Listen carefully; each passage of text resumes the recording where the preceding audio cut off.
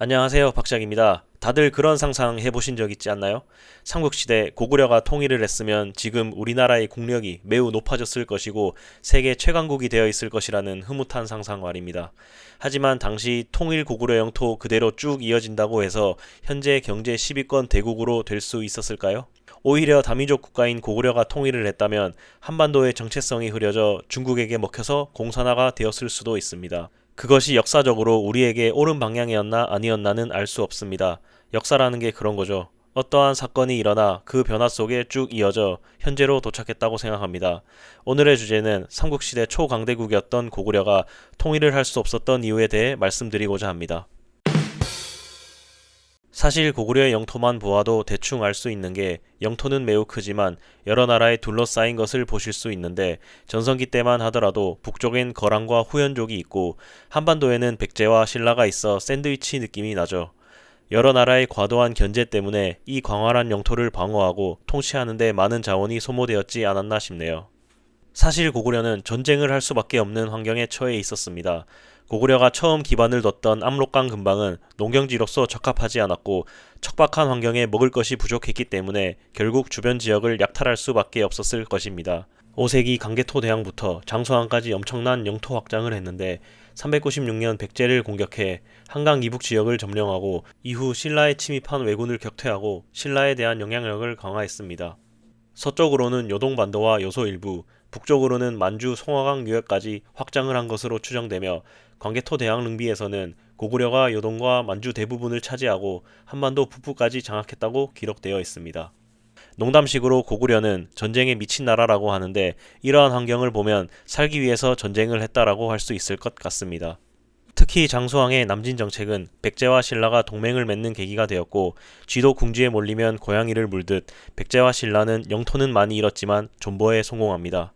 그리고 신라는 결국 당나라까지 끌어들이는데 사실 신라가 당나라를 끌어들이기 전 김춘추가 영계소문에게 가서 백제를 견제하기 위해 도와달라고 하지만 영계소문은 대신 현재 한강유역인 중령 이북 땅을 돌려달라고 하는데 김춘추는 그 요구를 거절하게 되고 당나라의 구원을 요청합니다. 만약 당시 고구려와 신라가 동맹을 맺었다면 역사는 또 다르게 흘러가지 않았을까 싶습니다. 고구려의 정치적 혼란은 대표적으로 고구려가 멸망하기 전 6세기 때 볼 수 있습니다. 왕권이 약화되면서 귀족들이 연합하여 정치를 운영하는 귀족 연립 체제였는데 왕위 계승 과정도 내분이 이어졌고 혼란을 심화시켰습니다.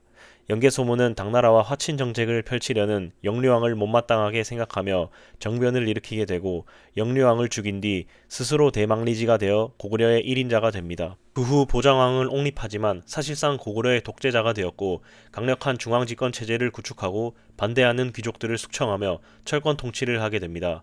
그리고 영계소문이 정권을 장악한 것을 알아챈 당태종은 이를 빌미로 고구려를 침략하게 되었습니다. 그리고 아들들에게도 권력을 주어 고구려를 다스리게 하는데 어쨌든 고구려의 영웅이었던 영계소문이 이런 행동으로 인해 외부를 더 자극시키고 내부 분열을 만들어 멸망의 원인이 되었을 수도 있습니다. 666년 영계소문이 사망하자 그의 아들들이 권력을 두고 다툼을 벌이게 되는데 장남 연남생이 당나라에 투항하게 되고 고구려 내부는 혼란에 빠지게 됩니다.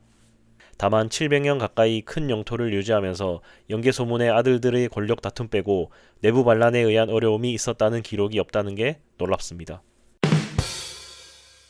6세기 초 신라는 백제와 연합하여 고구려의 한강 유역을 공격하게 되고 이로 인해 고구려는 한강 유역을 상실하고 남쪽 세력 확장에 크게 제약을 받습니다. 삼국의 대략 군사수는 고구려 30에서 50만, 백제 신라가 각각 10에서 30만으로 추정됩니다. 장수왕 시기 남진 정책을 펼치며 백제와 신라를 복속시키겠다는 야심은 확실했지만 중국 쪽에서는 북이라고 하는 국가가 들어서면서 실질적인 전쟁은 하지 않았지만 굉장히 강성한 국가였기 때문에 고구려는 북쪽도 견제를 해야 해서 남쪽으로 전력을 기울이기가 쉽지 않았습니다. 사실상 고구려의 전성기 때의 국력일지라도 백제 신라 연합의 국력에 버티지 못했을 것입니다. 더군다나 신라는 한반도 동남부의 산악지형 덕분에 방어에 유리한 위치에 있었습니다. 고구려의 대군이 신라를 공격하기 어려웠고 신라는 이를 활용해 장기적인 방어전을 펼쳤습니다. 고구려의 영토는 압록강을 경계로 해서 남북지역은 민족적으로 다른 면이 있습니다.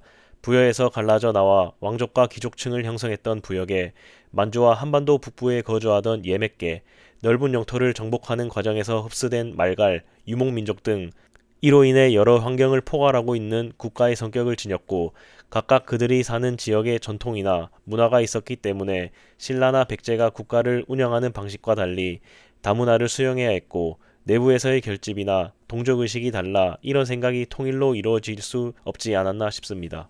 오늘은 제가 현장 답사가 아닌 영상으로 한번 준비를 해보았는데 재미있게 보셨는지 모르겠습니다. 여러분의 의견은 어떠신지요? 이제 유적지 답사도 하면서 이런 흥미로운 주제도 만들어서 좀 더 재미있게 영상을 만들어 보도록 하겠습니다. 시청해주셔서 감사합니다.